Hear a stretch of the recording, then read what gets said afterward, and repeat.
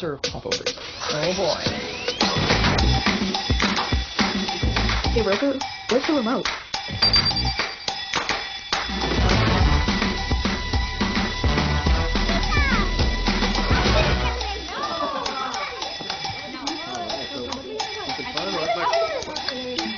Turn on movie mode.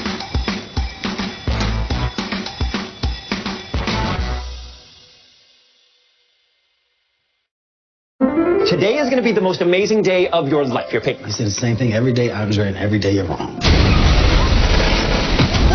Who likes this jewelry? Trying to hide, little man? You want my wallet? I want your gun. You believe this clown? Nice to beef you. What just happened? This is the movie that we're going to make. This was on stage? Yeah, all of them. They're actors. My answer is no. This town doesn't deserve you. Do you hear me? Kevin Darnell Hart is a national treasure.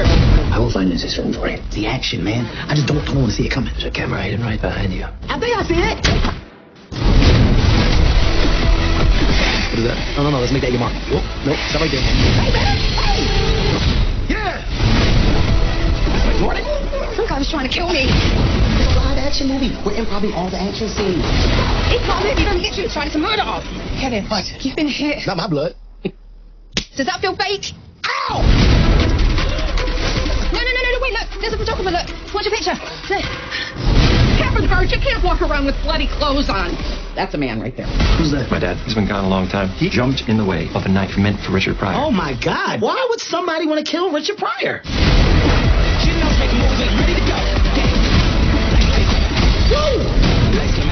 There's only one man who can help you find who's behind this. Hello? Sign says no soliciting. Go away.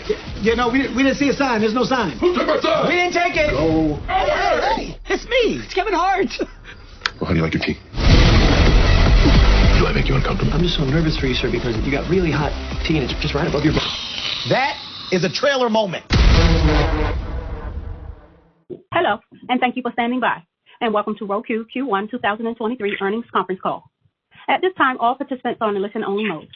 After the speaker's presentation, there will be a question-and-answer session. To ask a question during this session, you will need to press star 11 on your telephone. You will then hear an automated message advising your hand is raised. To withdraw your question, please press star 11 again. I will now like to hand the conference over to Conrad Grodd, Vice President, Investor Relations. Sir, you may begin. Thank you, operator. Good afternoon, and welcome to Roku's first quarter 2023 earnings call. I'm joined today by Anthony Wood, Roku's founder and CEO, and Steve Loudon, our CFO. Also on today's call for Q&A are Charlie Collier, President, Roku Media, Mustafa Ozgen, President, Devices, and Gidon Katz, President, Consumer Experience. Full details of our results and additional management commentary are available in our shareholder letter, which can be found on our investor relations website at roku.com/investor. Our comments and responses to your questions on this call reflect management's views as of today only, and we disclaim any obligation to update this information. On this call, we'll make forward-looking statements, which are predictions, projections, or other statements about future events, such as statements regarding our financial outlook, our investments, future market conditions, and our expectations regarding the impact of macroeconomic headwinds on our business and industry. These statements are based on our current expectations, forecasts, and assumptions, and involve risks and uncertainties. Please refer to our shareholder letter and our periodic SEC filings for information on factors that could cause our actual results to differ materially from these forward-looking statements. We'll also discuss non-GAAP financial measures on today's call. Reconciliations to the most comparable GAAP financial measures are provided in our shareholder letter. Finally, unless otherwise stated, all comparisons on this call will be against our results in the comparable period of 2022. Now, I'd like to hand the call over to Anthony. Thanks, Conrad. Roku delivered solid first quarter results in a challenging economic environment. We grew both our active accounts and streaming hours. Roku's TV operating system was once again the number one selling TV OS in the US, achieving a record high TV unit share of 43%, which is more than the next three operating systems combined. We achieved share gains across the full range of TV screen sizes, particularly in the larger screen segment. In March, we launched the first ever Roku branded TVs exclusively at Best Buy, and they are receiving great reviews. Consumers now spend more TV time streaming than watching cable, and all major media companies have shifted focus to streaming. With the amount of entertainment available on TV streaming continuing to grow, consumers are spending more and more time looking for something to watch across our platform. Streaming services and brand advertisers want to reach these viewers increasingly before the viewer decides what to watch. We're leaning into our unique role as the number one TV streaming platform in the US, Canada, and Mexico to simultaneously benefit consumers, content partners, and advertisers while growing monetization opportunities. You can see this with features like our sports experience, live TV guide, and continue watching. We will continue to expand existing content discovery experiences and build new ones that entertain and inform viewers and help them discover what to watch next. These experiences are increasingly creating opportunities for brand advertising, M&E promotion, and integration with Roku's owned and operated content and services. As we noted in our letter, streaming hours that originated from our home screen menu doubled year over year. I am more excited than ever about the future of Roku's business. We are working to create new areas of customer engagement and monetization, as well as improve operational efficiencies. We are committed to delivering positive adjusted EBITDA for the full year 2024, with continued improvements after that. Now I'll turn it over to Steve to discuss our results. Thanks, Anthony. We ended the quarter with 71.6 million active accounts globally. Sequential net adds of 1.6 million were above net adds in Q1 2022. Overall, smart TV unit sales in the US were up in Q1, driven in part by lower TV panel prices and freight costs. Roku player unit sales remained above pre-COVID levels, and the average selling price was relatively flat year over year. Roku users streamed 25.1 billion hours in the quarter, an increase of 20% year over year. Average streaming hours per active account per day reached a record high of 3.9 hours, which is roughly half of the average US household TV viewing, leaving significant opportunity for future growth. In Q1, total net revenue increased 1% year over year to $741 million. Platform revenue was down 1% year over year to $635 million.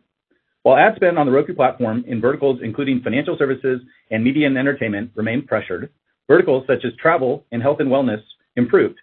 Q1 devices revenue increased 18% year over year, driven by the launch of our Roku branded TVs, smart home products, and the recognition of a one-time catch-up of $10 million related to a licensing arrangement with a service operator. In Q1, gross profit declined 7% year over year to $338 million. Platform gross margin was 53%, which was down 3 points sequentially. This reflects weakness in the ad scatter market, along with a greater mix away from M&E in Q1 2023 compared to a year ago period. Device margin was 3%, which benefited from a one-time $10 million service operator licensing catch-up previously mentioned. Excluding this one-time item, devices margin would have been negative 6%, a 9-point improvement from a year ago period, driven by normalizing supply chains. The 8 percentage point difference between the year-over-year growth rates of total net revenue and total gross profit was caused by year-over-year compression of platform margins, along with a lower portion of platform revenue within total net revenue. Q1 adjusted EBITDA was negative $69 million, which was $41 million above our outlook. The better-than-expected performance was driven by our platform segment, recognition of the one-time catch-up in devices revenue, and improvements in our operating expense profile. Please note that a one-time charge of $31 million, primarily related to workforce reductions and real estate impairments, have been excluded from adjusted EBITDA. We ended the quarter with approximately $1.7 billion of cash, cash equivalents, and restricted cash. Now looking to the second quarter, we anticipate that total net revenue of $770 million, up 1% year over year, gross profit of $335 million, with a gross margin of 44%, and adjusted EBITDA of negative $75 million. We continue to expect the macro trends that have pressured consumer and advertiser spend to remain throughout 2023. Accordingly, we expect the advertising market in Q2 to look much the same as it did in Q1, with ad spend in certain verticals improving, such as travel and health and wellness, while other verticals remain pressured, such as M&E and financial services. For total net revenue, we anticipate a sequential increase of roughly 4%, in line with Q2 2022. Within the platform segment, we expect continued pressure on M&E spend in the near term. This will result in platform margin remaining at Q1 2023 levels. On the devices side, we expect margins to improve from negative 20% in Q2 last year to negative mid-teens. Our outlook for this year-over-year improvement reflects supply chains continuing to normalize. We are executing against our plan to focus investments on high-priority projects while slowing year-over-year OpEx growth. We anticipate Q2 OpEx year-over-year growth in the mid-teens, a nearly 30-point sequential improvement, and we continue to expect further deceleration to single digits year-over-year growth by Q4. Given our ongoing work to improve operational efficiencies and reaccelerate revenue growth, we remain committed to delivering positive adjusted EBITDA for the full year 2024. With that, let's take questions. Operator? Thank you. Ladies and gentlemen, as a reminder to ask the question, please press star 11 on your telephone and wait for your name to be announced. To withdraw your question, please press star 11 again. Please stand by while we compile the Q&A roster.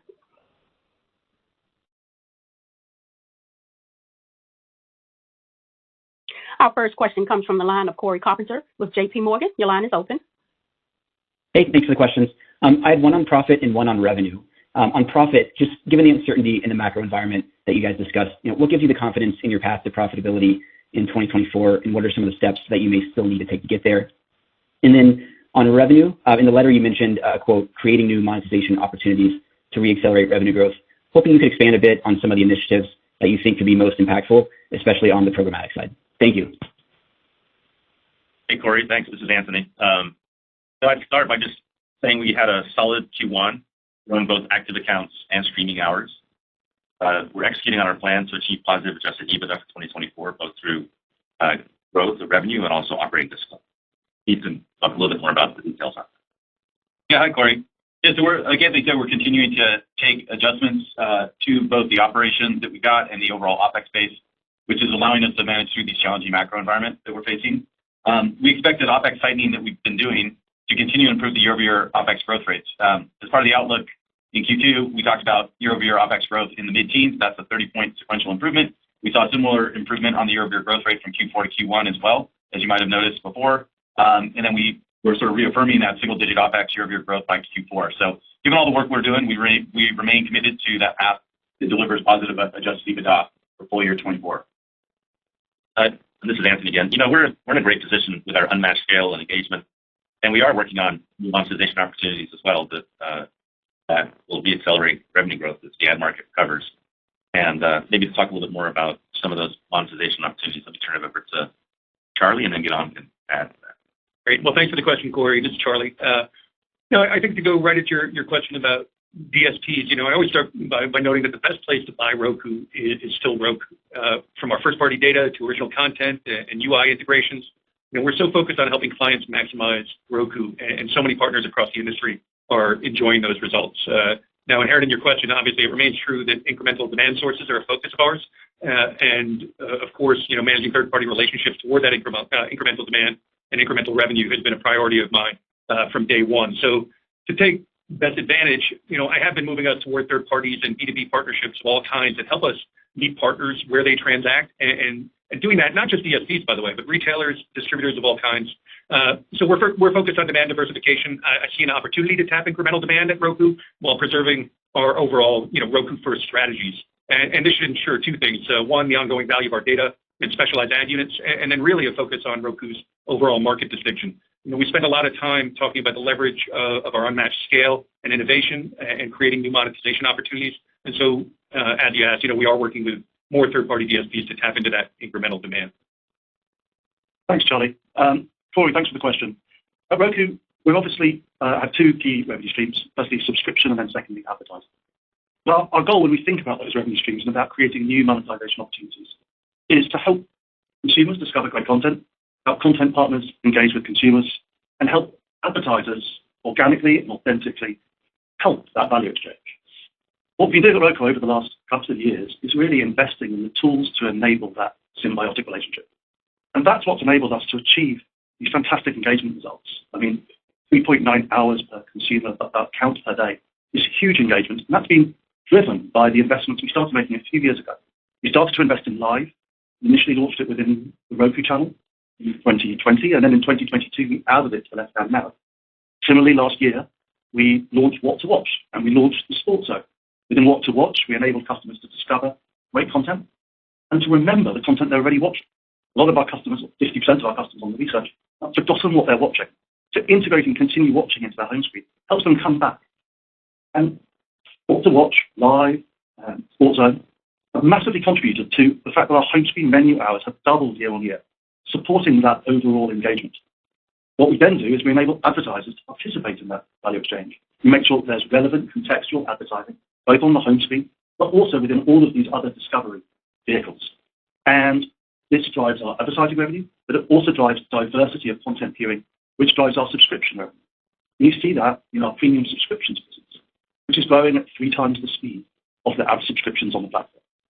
So we see ourselves continuing to invest in these surface areas, continuing to drive more engagement above the current engagement levels, and continuing to create this authentic and organic symbiosis between content partners, advertisers, and our consumers. This is Anthony again. So I guess just in summary, we're looking at new ways to sell ads that are incremental, such as DSPs. We are seeing the amount of content on the platform grows significantly, both in terms of the number of streaming services and the depth of the offerings of those services, and that's causing consumers to spend more time looking for something to watch, which is something that we're leaning into, expanding our user experience to help users find something to watch in a way that's entertaining and informative, and we're creating new ad opportunities in those experiences. So those are some examples. I mean, there's other examples too, like creating unique advertising units like shuffleable ads, that sort of thing. Thank you all. Thank you. Please stand by for our next question.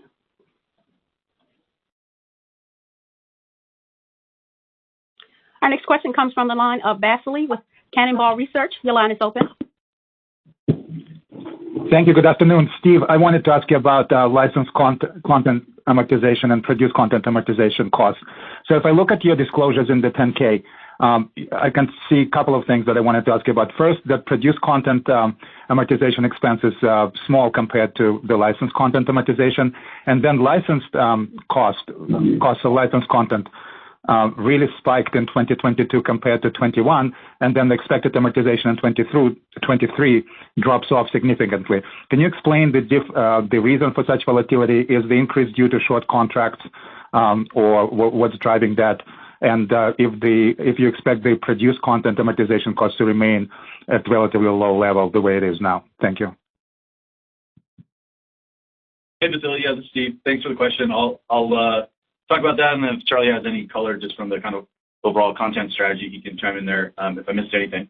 So, just a reminder for the Roku channel, our overall approach is to try to, grow the content spend kind of commensurate with the scale and the growth trajectory for the Roku channel, and obviously to factor in the macro environment into those expectations.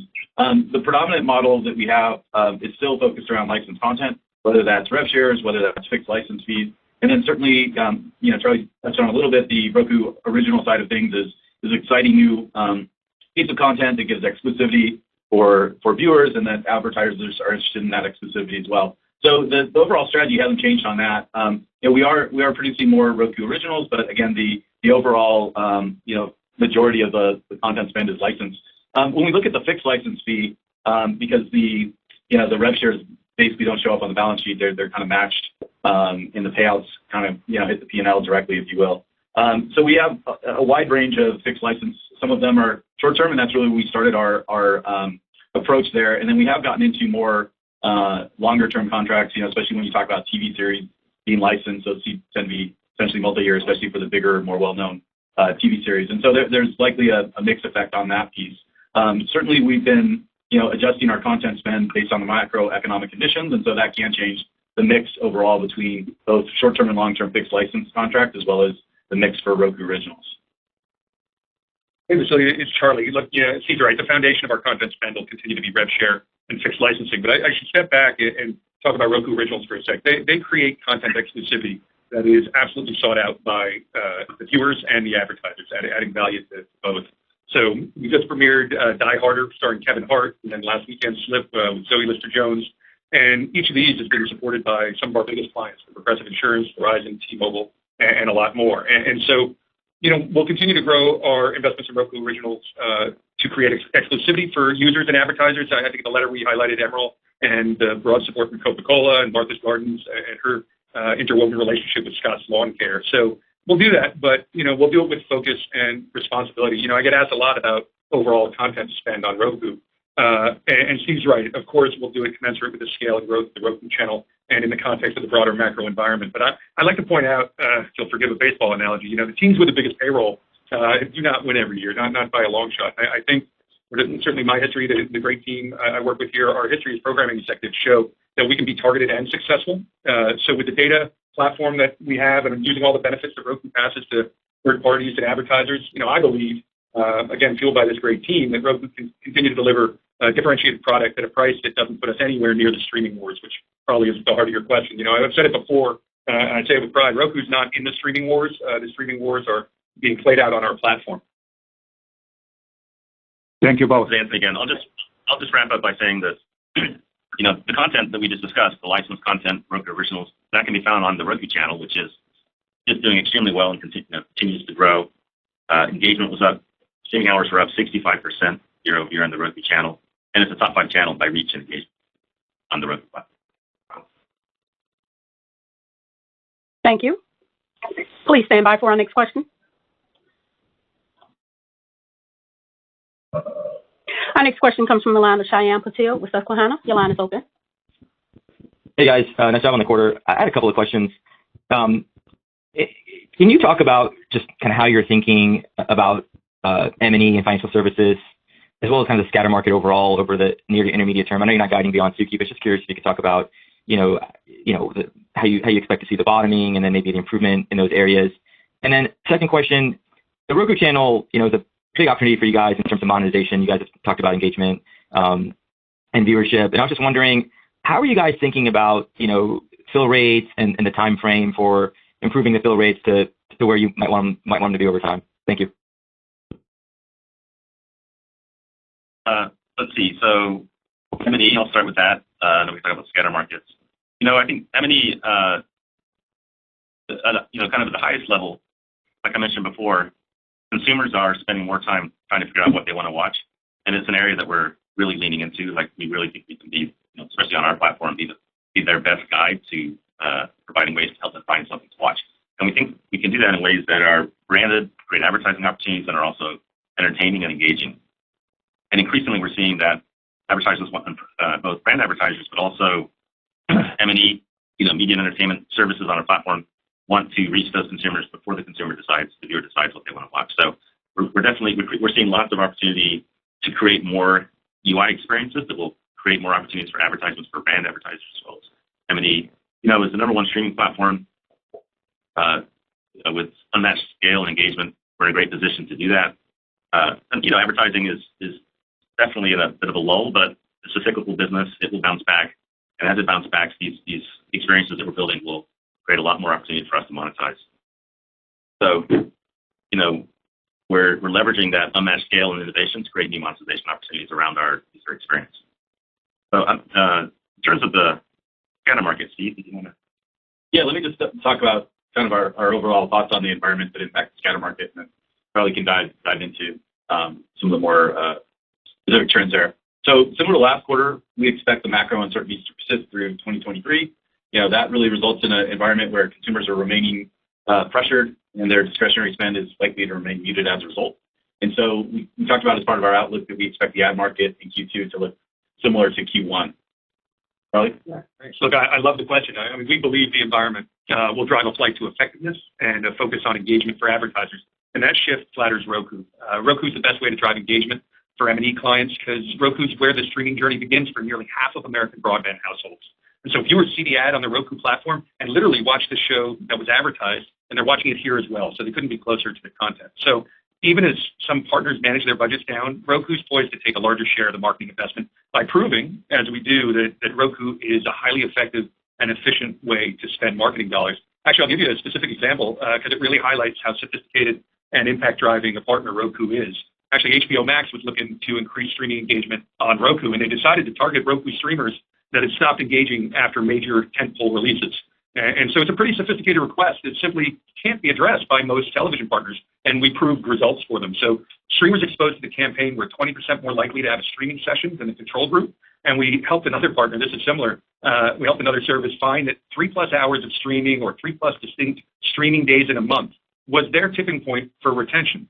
So at that point, the likelihood for return visits to their app increases double digits. And so I give you that example so you see that Roku uses the power of our platform to drive engagement specifically. And that's business building and insights.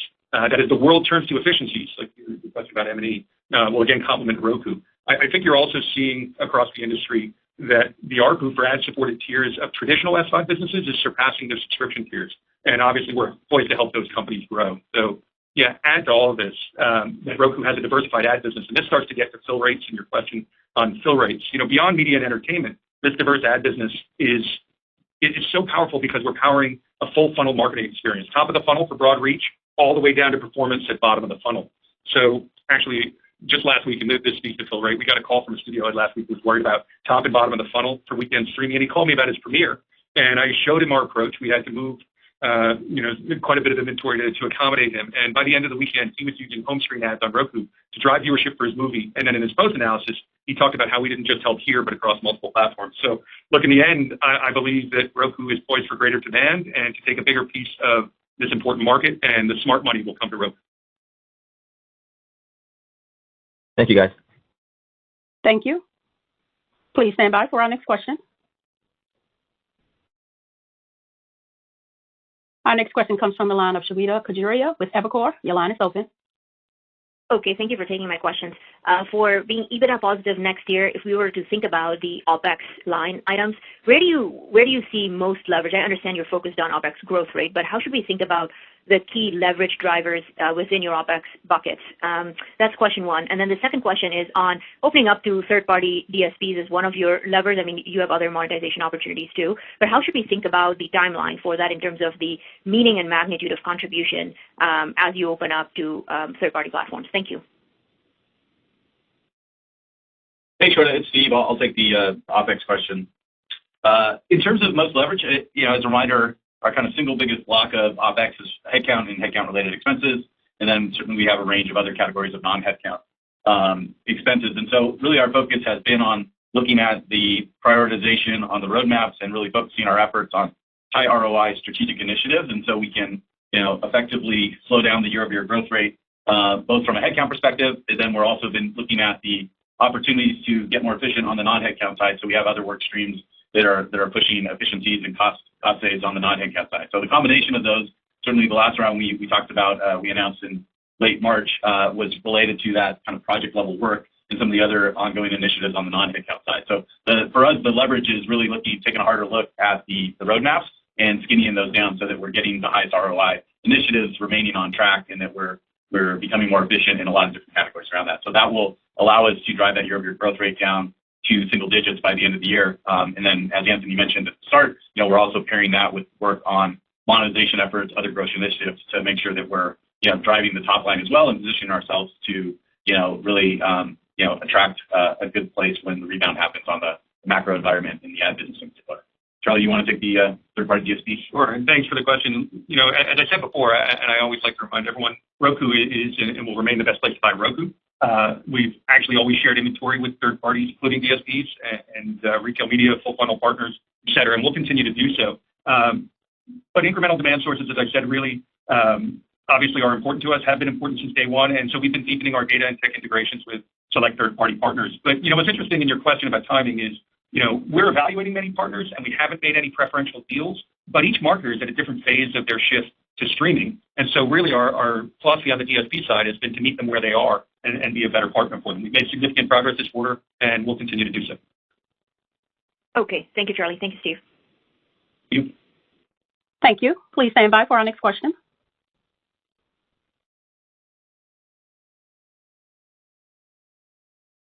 Our next question comes from the line of Richard Greenfield with LightShed. Your line is open. Hi, thanks for taking the question.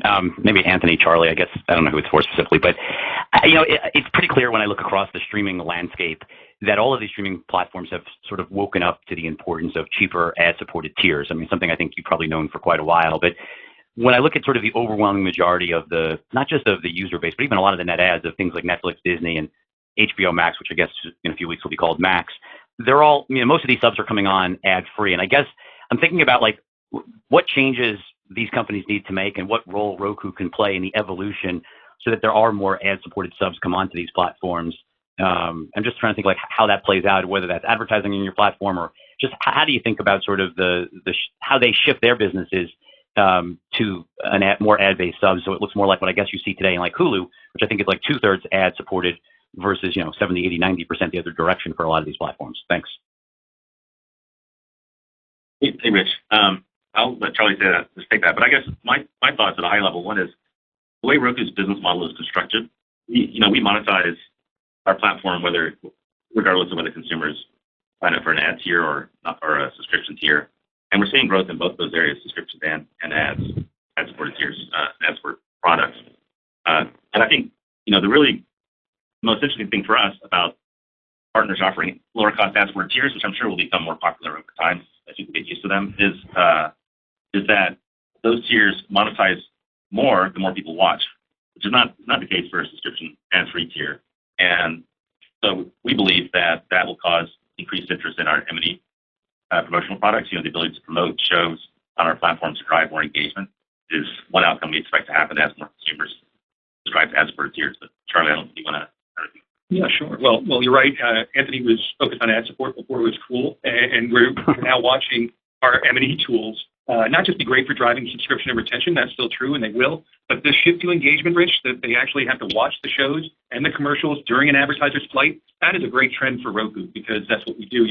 As a business, we talk a lot about simultaneously helping the consumer, the content partner, and the advertisers, all while growing monetization on our platform. So, with us approaching nearly half the broadband households in the country, it's staggering. And with our platform advantages that Anthony just mentioned, we're great partners to help focus on engagement. And again, I think there is a huge flight to engagement happening. So bottom line is we're an impressions-based business, and we build impressions for a living, and we can and will continue to help the MB partners grow as they see their ARPU benefit from it. Charlie, if I could just follow up on that point, obviously as you move to an impression-based business, you need time spent.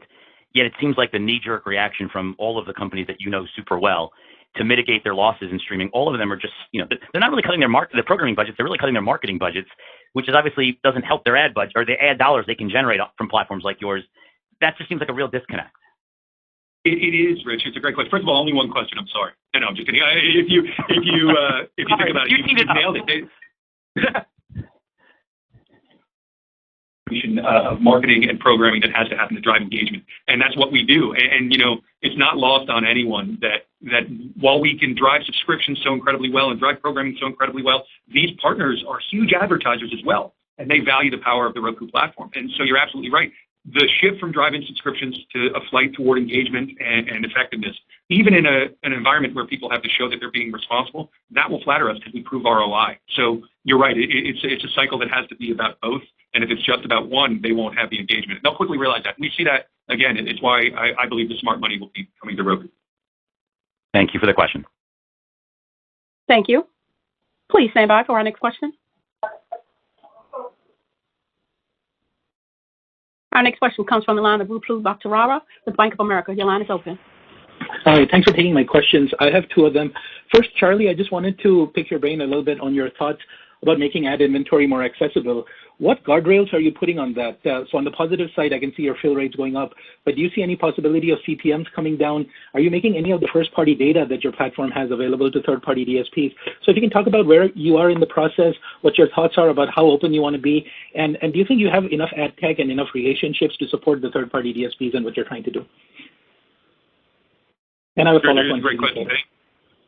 Thank you. Okay, well, so look, we spend a lot of time leveraging our unmatched scale and innovation to create the new monetization opportunities you're talking about. And so doing that, we're doing so hand in hand with, again, our current partners and then more and more third-party DSPs to tap incremental demand. And I think we're really focused on that demand diversification and see an opportunity to tap incremental demand. And it'll ensure two things, because one, inherent in your question is pricing. We feel good that we can, again, continue to add ongoing value from our data and our specialized units and keep up the value of the general market distinction. I've said it now a couple times, but every time I'm asked about incremental demand, I just want to remind you how successful we've been and how focused we are on Roku being the best place to buy Roku. And we have so many opportunities to work with partners to customize what that means.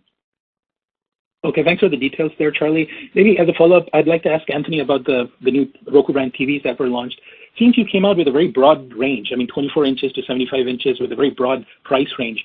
Your TV OEM partners are already in the value part of the TV spectrum. So why not just focus on the larger screen sizes and the high-end TV space where maybe you would compete less against the existing TV OEMs? So just your thoughts on how you're approaching the TV market. Thank you. Sure. And just as a general statement, the Roku TV program overall, both licensing and our Roku branded TVs, has been hugely successful for us and continues to grow. We mentioned in the letter that in last quarter, 43% of all the TVs in the United States were Roku TVs. That's a large market share, and we're very proud of that. That's more than the next three OSs combined.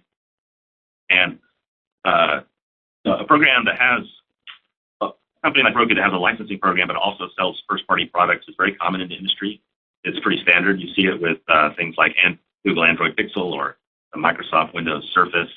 By having the first-party devices as well as the third-party devices, it gives consumers more choice, and it really gives us a platform to drive innovation and pass that innovation on to our partners. So at a high level, we believe pretty strongly that the Roku branded TV program is incremental. It's going to drive increased market share over time, both for our licensing partners and through the first-party products directly. But to add more, let me turn it over to Mustafa, whose team leads the Roku TV program. Yeah, hey, Rupert, this is Mustafa speaking. Roku brand TVs are about expanding the choice for the consumers, and it's also a strong demonstration of our commitment to further strengthen the Roku TV ecosystem with innovation, with additional investment R&D on our side. So staying in the full range of products and then being able to innovate in that full range is important to add real value to basically the consumers as well as to our ecosystem partners. Because when we look at innovation, we don't necessarily look at just the keep adding new technology in the high end. We look at the innovation as bringing the best performance out of the mid-range hardware. And so it's very important to focus on both the cost innovation and also the performance innovation, because again, this helps our OEM partners at the end as we come up with innovations and as we come up with new ideas in that area. And we are definitely very excited about the positive reception our new TVs have received, both from the consumers and the industry press. And again, they are a great complement to growing array of excellent Roku TVs made by our licensing partners. And I'd like to sort of quote a comment from Tom's Guide, which awarded us the Editor's Choice Award for the Roku Plus series. And they said, and we mentioned this in the shareholder letter, they said, the fact that the Roku Plus series 4K QLED TV comes even remotely close to the best TVs for the fraction of the price is remarkable. I think, again, this summarized the focus that we have as bringing the best performance out of the TV hardware that exists in the market today and offering that the consumers, again, offering that to our partners is our key goal in the Roku branded TV initiative.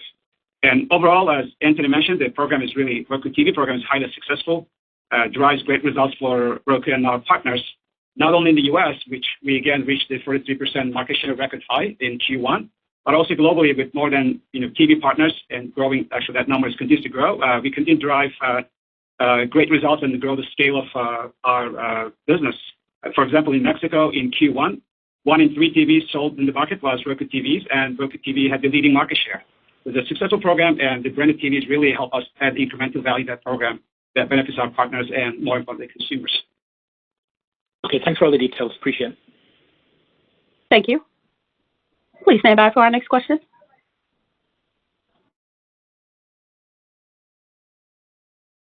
Our next question comes from the line of Jason Helfstein with Oppenheimer. Your line is open. Thanks, everybody. So we'd previously been focused on you opening up demand to third-party DSPs because that kind of seemed like the easiest way to solve the demand issue when the ad market slowed.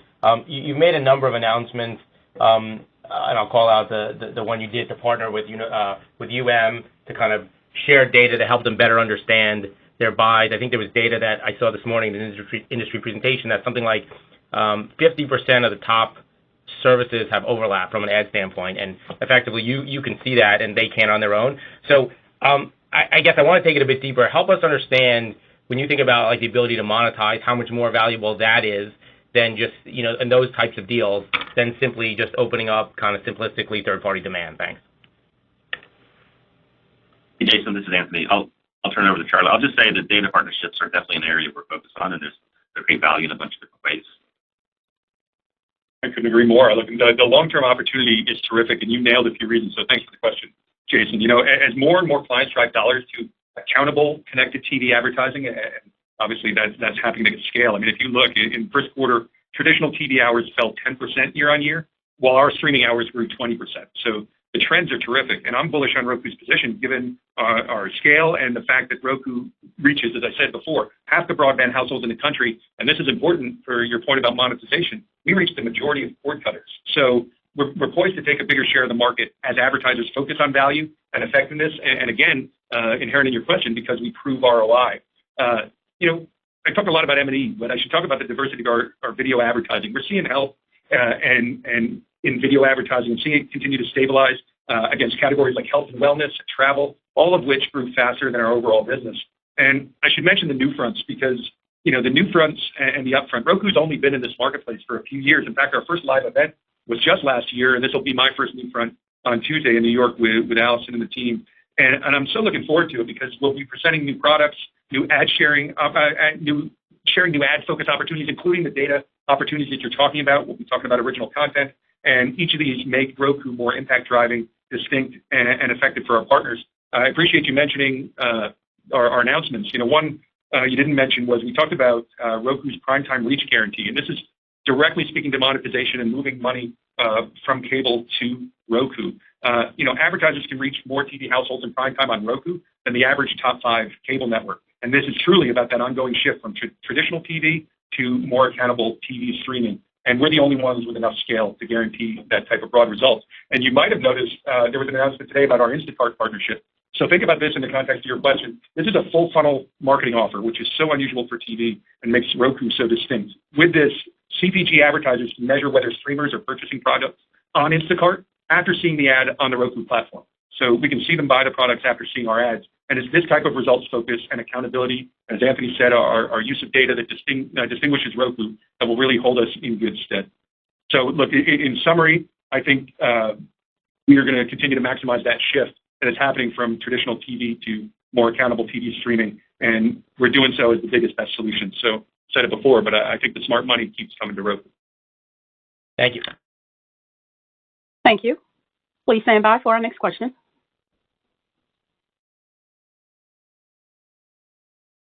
Our next question comes from the line of Benjamin Swinburne with Morgan Stanley. Your line is open. Thank you. Good afternoon. 2 questions. I guess first for Steve. I think it's for Steve. I know you guys aren't guiding to revenue, but the comps get a lot easier for everybody in the ad market in the second half of the year. And I'm just wondering, I think there's an expectation in the market that the platform business will accelerate in growth. Does that make sense to you? And then the other piece is just you guys have talked about M&E headwinds for a while now. Is there any way to help us, think about when that becomes just too small to matter, or those headwinds fade enough, or how fast the business might be growing if you excluded M&E? Just because I think that's probably been masking stronger underlying trends. And then I just was curious, Charlie, on the upfront, new front, whatever you want to call it, you've been through this a lot in your prior roles. How are you approaching this? Because on one hand, connected TV and Roku have some secular tailwinds, which should help you. On the other hand, the scatter market's weak. And so how are you thinking about your strategy and positioning Roku the best you can to grow the $1 billion last year to a bigger number this year in terms of commitments? Thanks, everybody. Hey, Ben, it's Steve. I'll take that the first couple, and then I'll dish it over to Charlie for the new fronts, et cetera.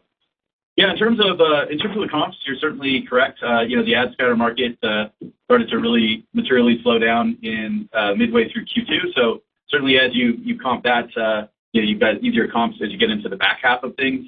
In terms of the macro environment, we said in our outlook color that we think that the uncertainty is likely to persist throughout 2023.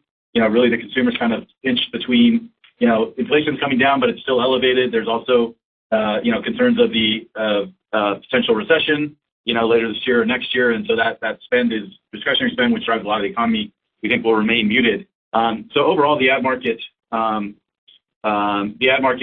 we think in Q2 will look pretty similar to Q1. With that, folks talked about all the great incremental monetization opportunities we're working on. So we're not really sure of the timing, but we do know that ads are cyclical and they tend to track the economy. In general, you don't necessarily need the economy to be doing, well for the ad market to pick back up, but what you need is stability and the uncertainty to kind of start to, at least firm up and hopefully start to get incrementally better. I think that's why you see in certain verticals in the ad market, we talked about seeing, signs of promise on things like travel and health and wellness, but we also do have some areas like financial services and M&E that are continuing to remain pressured. And certainly we, just given the streaming environment we operate in, that we do have an exposure to M&E, that's bigger than average, where the rest of our ad business is fairly similar to the market overall. So I'm not sure what the timing is, but I think we're well positioned when it comes back. In the meantime, we are, working on the OpEx side of the house as well to make sure that we're, sort of balanced so that we can kind of maintain our growth trajectory on the top line when things get better, but also make sure that we drive toward that positive EBITDA target we talked about for 2024. Charlie, I'll switch over to you. Sure. Well, Ben, first, thanks for noting how old I am and how many upfronts I've been through. I appreciate that. I didn't give a number. Thank you. I appreciate that. Neither will I. So look, our approach to new fronts is really exciting for 2 reasons. One is the trends that you talked about. Again, when you know traditional TV it fell 10% and our streaming hours are growing 20% year on year, that's obviously a really interesting time to come and reintroduce ourselves to the market. And you think about some of what I said before and what we'll be introducing in terms of the data partnerships and the ad-focused offerings. But actually, I want to talk a little bit about why I'm particularly bullish for Roku, which is that we're still quite new to this. These are not 50-year relationships. You have a lot of new advertisers coming to streaming for the first time, and we still have opportunity to both grow businesses that have seen how effective Roku is and also add new accounts. So, Roku's in an interesting position because, again, the secular trends are coming our way, and I also feel really excited to present Roku in the context of really being the base of the advertising market. Here's what I mean by that. I think, really in the near term, more and more television is going to be planned platform first because of our scale and our really unmatched reach on this platform. So we actually chose to come to the new fronts instead of the upfronts because we wanted to reach people early, and we wanted to show them how much we help all the people they'll be hearing from. Again, those networks and apps and partners are M&E advertisers, and they value Roku, and more you're going to see the general marketplace do the same. So I'm excited to present with the team. They're doing a great job, and we're hearing really positive feedback. Thank you very much. Thank you. Ladies and gentlemen, due to the interest of time, I would now like to turn the call back over to Anthony for closing remarks. Thanks. So to wrap up, let me just thank everyone for joining and remind everyone that next week we will welcome Dan Jetta as our new Chief Financial Officer.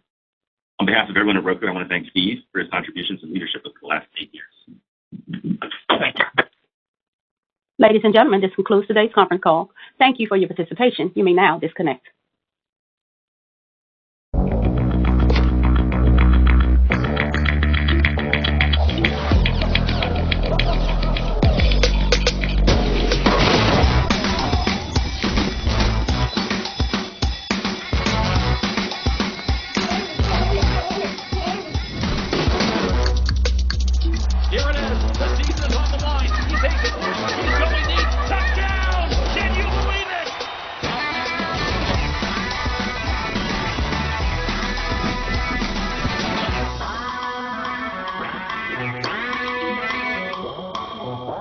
Favorite ways to serve popovers. Oh boy. Hey Roku, where's the remote?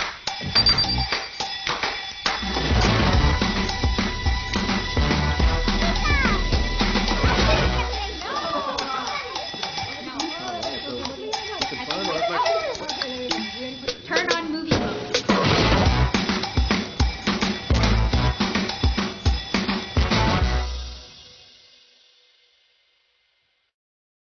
Today is going to be the most amazing day of your life. Your paper. I say the same thing every day, Andre, and every day you're wrong. Rolexes, jewelry!